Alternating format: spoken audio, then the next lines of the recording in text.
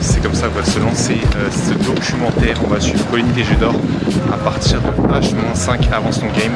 On va suivre l'ensemble de son game, on va le mettre sous le micro pendant la finale. Donc voilà, vous allez pouvoir suivre et connaître un peu plus qui est Colin Tejedor, un grand artisan du club de Levallois Sporting Club, au-delà de son poste d'assistant. Vous allez le voir, c'est parti, on prend le Transilien et on se donne rendez-vous avec Colin dans quelques instants. En banlieue là, voilà. On va attendre Colin Tejedor qui va nous rejoindre. Autant de brancher un peu le matos. Et comme ça, c'est parti, hein. On va le rencontrer, on va vous faire découvrir qui il est réellement dans la vie, au-delà d'être coach assistant des métropolitaines. On va un peu discuter tranquille, sans pression, sans souci, hors basket, vous allez un peu apprendre à le connaître. Voilà. Suivez-nous dans quelques instants. Je conduis tranquille. Bon la team, Colin vient de me récupérer. On dit Colin ou Colin? Salut. Colin Tejedor, ouais, parce que beaucoup disent Colin. Colin, donc je te présente, enfin on ne présente plus, hein, assistant coach, premier assistant coach, ouais. C'est ça, de Sacha FIFA au Métropolitan. Et tu as un rôle assez clé aussi au sein de la formation de Levallois Sporting Club. Là pour toi c'est une journée capitale, ça résume toute la saison. En tout cas c'est une des journées capitales de la saison. Non c'est clair, c'est une journée qui est très importante parce qu'on sait avec le format que gagner à la maison c'est primordial et ça doit être vraiment le premier objectif et la base si on veut monter en Pro B. Donc ouais, on a préparé comme on pouvait, on a fait au maximum et voilà, maintenant c'est le jour où il faut y aller, il faut être au combat et il faut tout envoyer sur le terrain, donc voilà, on y va. Ouais. Et il faut le rappeler, là il est quoi? Il est 15h20, Le match il est dans 5h, c'est parfait, ça fait H-5. Mais tu es déjà sur la route, bon, merci d'ailleurs de nous prendre et on va aller à Marcel Cerdan puisque ta journée elle a déjà commencé. Elle a déjà commencé par, j'imagine, voilà, se mettre à l'aise tranquillement, etc. Mais tu coaches des jeunes avant cette finale. Ouais, j'ai un bon week-end qui arrive là, puisque ce soir donc la finale, la partie 1. Et dès demain on sera au Final Four avec mes U18 qui sont en région. Donc on a un match d'une finale aussi. Et la finale sera dimanche si jamais on gagne demain. Donc pas loin d'ici quoi. Ouais, ce sera à Cergy, dans le 95.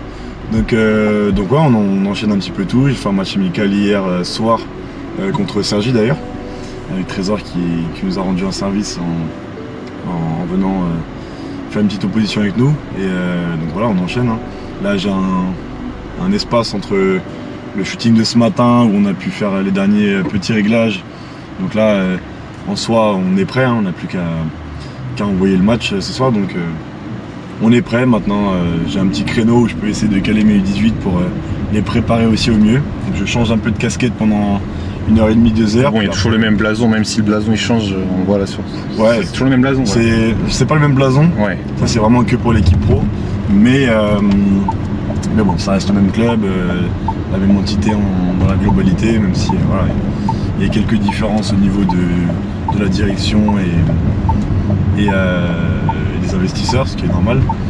Mais voilà, on essaie de faire, en tout cas moi j'essaie de faire au maximum le lien, comme je suis sur les deux, et je sais que les deux parties essaient au maximum de travailler ensemble parce qu'il y a vraiment de quoi faire.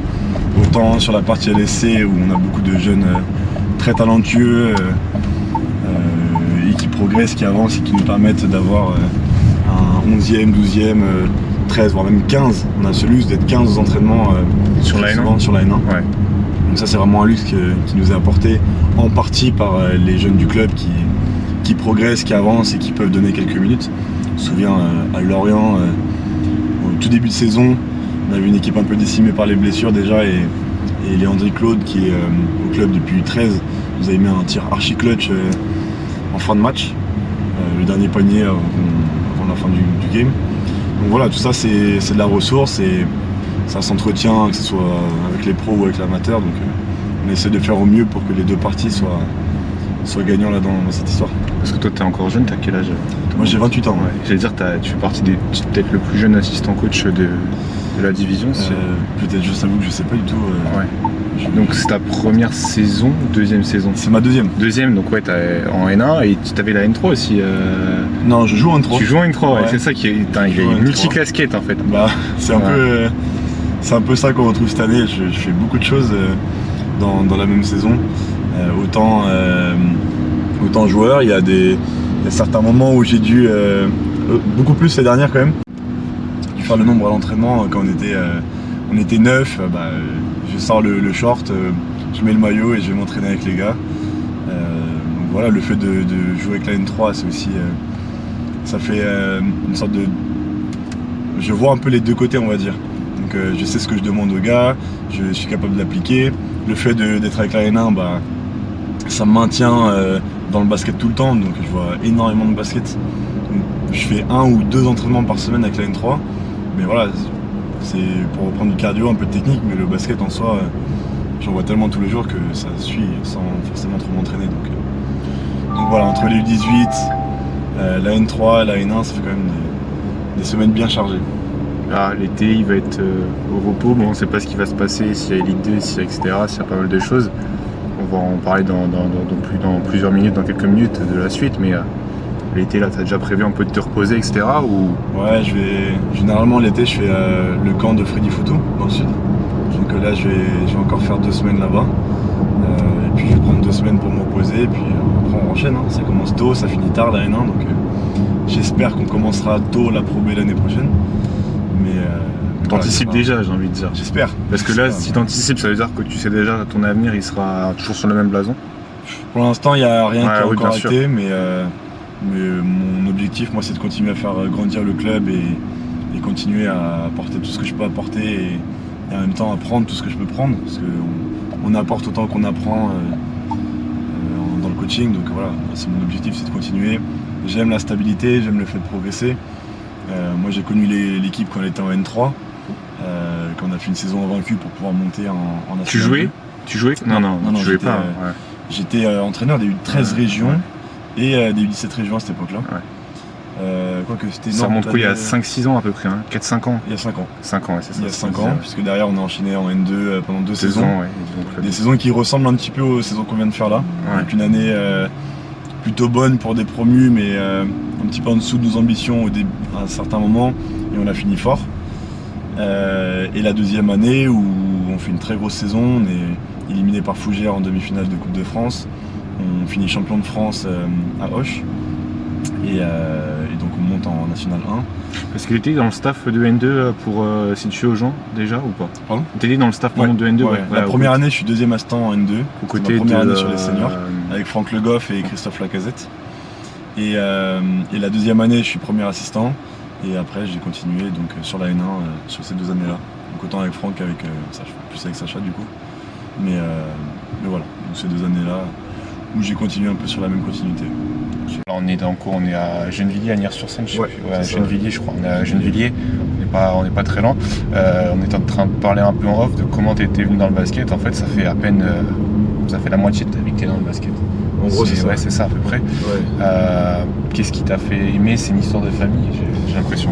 En gros c'est mon frère qui avait commencé le basket assez tôt, dans le 11e arrondissement de Paris. Et il avait été détecté par le Valois, par le PBR à l'époque.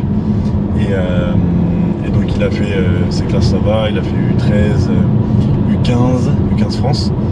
Et derrière il était parti à Nancy en U18 France et surclassé Espoir. Grand frère du coup. Ouais, grand frère. Et du coup moi j'ai rejoint à 13 ans le club de Levallois. J'avais commencé à Charonne à côté de chez moi. Et du coup j'ai rejoint Levallois. Après je suis passé par les petits. Je pense que j'ai fait toutes les équipes dans ce club. J'ai fait les équipes départementales, équipe 2 départementale même au début. Après tu finis par faire un peu de régional et je suis pas de France un petit peu à la fin, mais voilà, ça a été beaucoup de régions. Et derrière après progressivement U21 et R3 en surclassé, on a fait monter l'équipe en R2. En tant que joueur, en tant que joueur, voilà, pour situer aux gens. En tant que joueur. Et donc ce passage dans le coaching, c'était forcément obligé, il y avait d'autres domaines qui t'intéressaient. Parce que là depuis on s'est côtoyé 2-3 fois cette saison, mais là voilà, on se rencontre. J'ai l'impression que tu as toujours baigné dans le basket et pas autre chose. Donc forcément t'as décroché ton bac quand même. Ouais, j'ai fait le bac il y a un petit moment, mais en fait j'ai enchaîné directement sur un BPGEPS. Okay. Et le BPGEPS ça m'a plongé dedans. J'ai pas forcément prévu d'être dans le coaching à la base, mais j'ai eu un coach qui s'appelle Coach Mams, avec qui j'ai été pendant 1 an. Et je pense que c'est un petit peu lui qui m'a donné le déclic et l'envie de coacher. Et après, j'ai pu rencontrer plein d'autres coachs qui m'ont apporté beaucoup d'autres choses. Et voilà, après, je me suis prêté au jeu, j'ai eu envie d'aller plus loin, plus haut. Et progressivement, de U13, j'ai coaché les U11 dans le club de Levallois. Et voilà, de continuer de monter, continuer l'ascension, c'est quand même quelque chose de plutôt cool au final. Donc nous voilà maintenant à 7 minutes encore de la salle. Ton entraînement il est à quoi? Il est à 16h, donc c'est exceptionnel hein, oui, aujourd'hui. Ouais. On s'entraîne jamais, de toute façon les gamins ils ont école à cette heure-là. Ouais. Mais comme ils ont passé le bac jeudi, vendredi, et ce matin du coup, je les ai laissés off mercredi, on a fait un entraînement, donc un match amical hier. Et là ça va être quoi? On pourra regarder un peu nous de notre côté. Oui, voilà, voilà, ça va être beaucoup de tirs. On va parler un petit peu de l'équipe qu'on va jouer demain. Et voilà, le fait de progresser aussi avec la N2 et la N1 dans le scouting, etc., ça me permet aussi de leur apporter plus d'outils et d'avoir une vision aussi différente du basket à leur apporter. Et donc voilà, j'essaie de leur donner au maximum et de les mettre dans les meilleures conditions possibles. Là, voilà, on va faire un petit entraînement tranquille parce qu'ils ont bien donné hier et je pense qu'ils sont prêts pour le Final Four. Donc voilà, juste du tir et quelques petits réglages pour demain. Ça se sent bien, je crois qu'on était là la semaine dernière, vous avez été élu entre guillemets équipe du mois, c'est une petite tradition à Levallois. C'est quand même quelque chose d'important parce que le club compte beaucoup d'équipes, mais au vu des résultats ça paraît logique. Ouais, cette année on a beaucoup de résultats. On a l'équipe U15 France qui est un peu l'équipe fanion du club qui a fait une grosse performance en allant plus haute et faisant une très belle saison. On a les U13, les U18 et les U21 du coup qui sont au Final Four. On aura 3 équipes représentées et voilà, tous les ans on arrive à représenter 2, 3, voire même 4 sur 4 il y a 2 ans il me semble, 2 ou 3 ans. Donc ouais, j'ai envie de dire, on a été équipe du mois ce mois-ci, mais voilà, ce qui est vraiment important c'est que tout le club arrive à être performant tous les ans sur beaucoup de secteurs différents. On a même les anciens qui montent d'une division, enfin qui finissent champion de leur division. Voilà, c'est une globalité en gros. Et ça montre que le club travaille bien. Ouais, ce que je veux dire. Ouais. Au final, on est content des résultats et on continue d'avancer. Là, on a 1000 licenciés pour un club unique, donc sans entente. C'est quoi? C'est l'un des plus. Tu sais, c'est quoi? C'est le deuxième plus gros club de France? Je pense qu'en termes de club unique, sans entente, on doit être dans les plus gros. Ouais. J'ai pas envie de dire de bêtises à dire qu'on est les plus gros que ça, mais. Est-ce que c'est l'effet Wemby? Parce qu'on n'en a pas encore parlé. Alors, le Levallois Sporting Club, Wemby était à Nanterre, si je me trompe pas, au tout début. Il a fait quand même sa grosse formation à Nanterre. Il est venu quand c'était les Metropolitans, juste après que le Paris-Levallois soit entre guillemets, voilà, disloqué. Est-ce que c'est l'effet Wemby quand il est parti? Pour le nombre de licenciés? Ouais. Je pense pas. Non. Je pense que en fait dans la globalité, en France, beaucoup ont commencé le basket peut-être via Wemby. Je pense que beaucoup ont commencé le basket grâce à Wemby, grâce à l'équipe de France et ça arrive un petit peu dans tous les sports quand les équipes premières sont performantes et qu'il y a des joueurs qui sont connus mondialement. Mais je pense que nous on a toujours été une terre de basket. On a toujours eu entre 800, 900 et on a toujours fait en sorte de pouvoir accueillir de plus en plus de monde sans pour autant que ce soit l'usine mais qu'on ait de la qualité. Et ça, le club insiste beaucoup là-dessus. Pas faire l'usine, avoir un maximum de gamins, 35 gamins par créneau, etc. Mais toujours de la qualité, le nombre d'encadrants, la qualité des encadrants, la qualité des conditions dans lesquelles on reçoit les enfants. Et voilà, au final, je pense que c'est plutôt notre savoir-faire et notre manière de fonctionner qui continue d'attirer du monde dans une ville qui est très sportive. Parce que le LSC, il y a 35 sections différentes avec au moins 18 000 adhérents. Voilà, Levallois c'est une ville de sport. De toute façon, on arrive à Levallois, je vais vous montrer, mais s'être baladé un peu la semaine dernière, là regarde, il y a des gens qui courent, c'est vrai que le cadre de vie est aussi propice. Mais est-ce que tu sais un peu, est-ce que vous accueillez que des gens uniquement des Hauts-de-Seine ou vous arrivez quand même à aller chercher des garçons, des filles qui, je veux dire, pourraient être dans des clubs où un peu plus compliqué pour les familles financièrement, parce que faut aussi le parler, voilà, les monuments le parlent ici, c'est quand même très riche, on peut en parler de cette question. Et le mérite aussi, dans le sport on peut peut-être en parler, en Ile-de-France on le voit beaucoup, ou tu l'observes dans le club? Oui, non, on arrive à faire, à très bien faire les deux je trouve. autant proposer quelque chose à tous les Levalloisiens, tous ceux qui ont envie de faire du basket, même du niveau de loisir, on en a beaucoup. Et c'est aussi le fonds de commerce de beaucoup de clubs. Donc voilà, on est bien représenté à ce niveau-là. Et derrière, on arrive à avoir quand même des équipes région, d'Andouze, d'Asnières, de Gennevilliers. On essaye toujours d'amener, et via la formation aussi, des gamins de Levallois dans ces équipes-là. Et on y arrive plutôt pas mal. Mais on est forcément obligé de compléter avec des joueurs du coin. On ne recrute pas très loin. Ouais. On recrute dans le secteur. Même si vous allez chercher forcément les meilleurs talents, mais c'est vrai qu'il y a dans le 95, il y a Cergy. Il y a de la concurrence. Voilà, 91, il y a d'autres clubs. Hein, ouais. C'est une région qui est très concurrentielle. 93 aussi, je pense bien à sûr. Aubonne, Villemomble, tout ça. Ouais.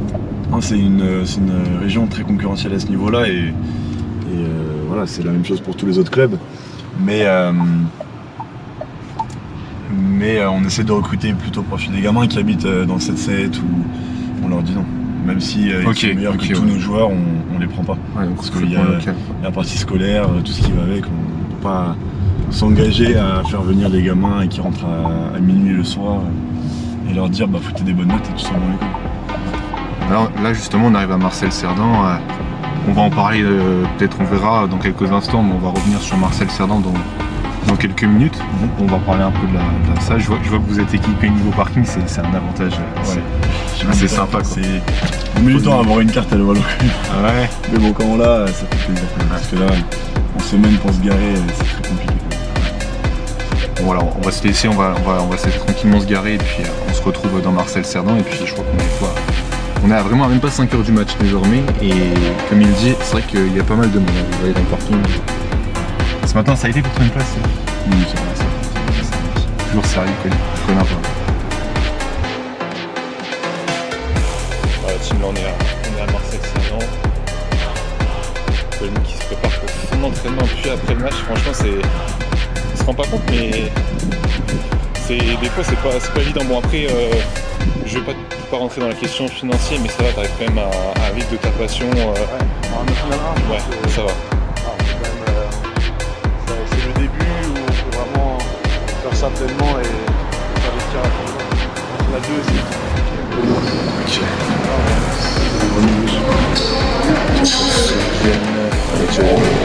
Ah oui, c'est. J'ai un peu de monde dans la salle. Bonjour. Excusez-moi. Les joueurs sont déjà prêts, il y a la fédération qui est en train de préparer. On est rentré dans la salle, vous connaissez, hein, ceux qui étaient là, qui ont suivi un peu l'actualité sur les réseaux.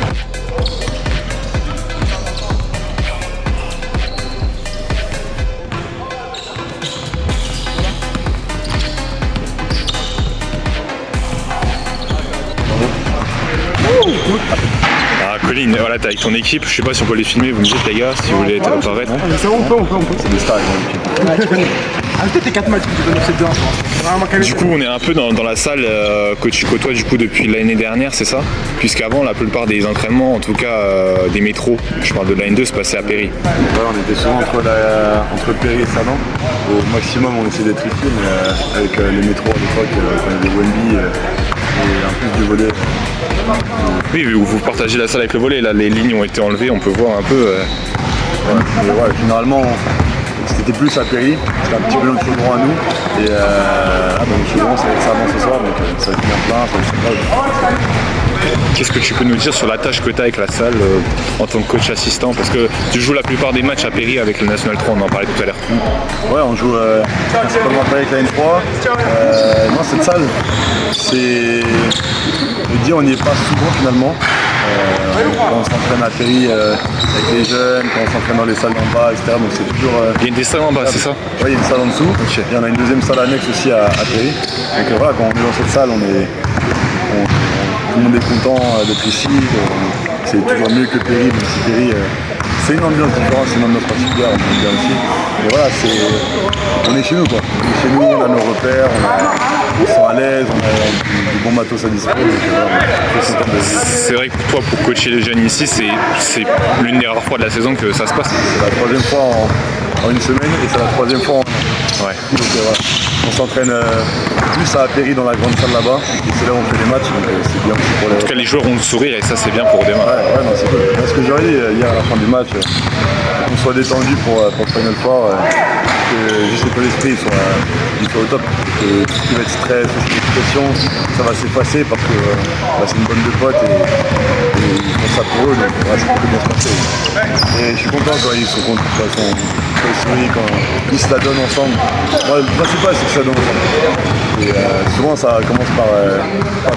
le sourire vient après. Ouais. Ils se donnent ensemble, ils sont déjà ensemble, on le voit. Mais ils sont pas au complet ce soir. Enfin, cet après-midi, ils sont pas au complet, ils sont pas 10 là. T'as pas toute l'équipe. Non, ils arrivent, comme ils étaient avec au bac. Donc là, ils passent les œufs, ils prennent leurs affaires et ils viennent avec le transport. Il y en a quelques-uns qui habitent pas à côté, comme on disait tout à l'heure, mais ils viennent plus vite et ils commencent là. Donc tout le monde sera là. Donc, voilà, c'est une séance tranquille. Petit, on va faire des petits jeux à la fin pour se détendre et être dans les bonnes conditions de monde. En tout cas, il faudra switcher après parce que ça se prépare déjà, l'équipe là, quelques alternants salariés sont déjà prêts, la Fédé aussi, les prestataires. Voilà, on se prépare déjà aussi ça fait quelque chose de voir cette salle pour l'instant vide. Mais ça va se préparer doucement dès que c'est à 17h. Généralement on arrive à la salle vers 18h30. 18h30, donc là entre 17h30 et 18h on va commencer à changer de casquette et puis on va... Parce que si vous n'avez pas su, t'as retourné le fameux logo là avec la guêpe. Hein. Ah ouais, voilà. Parce qu'on a aussi la com du LSC de Saint-Germain. Ouais. On va faire des petites vidéos pour le je prends tous les logos là. Ça marche, bon allez, ces beaux maillots qui sont là, je se donne juste derrière.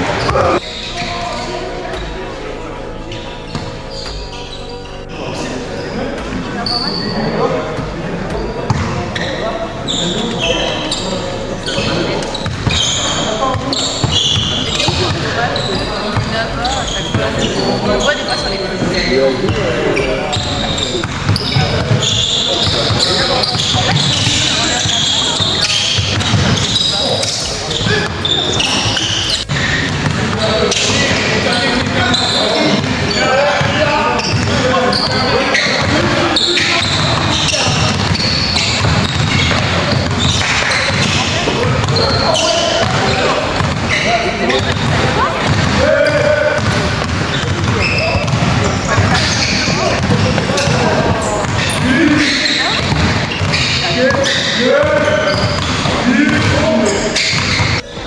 Je suis l'assistant M18 depuis 3 ans avec Colin.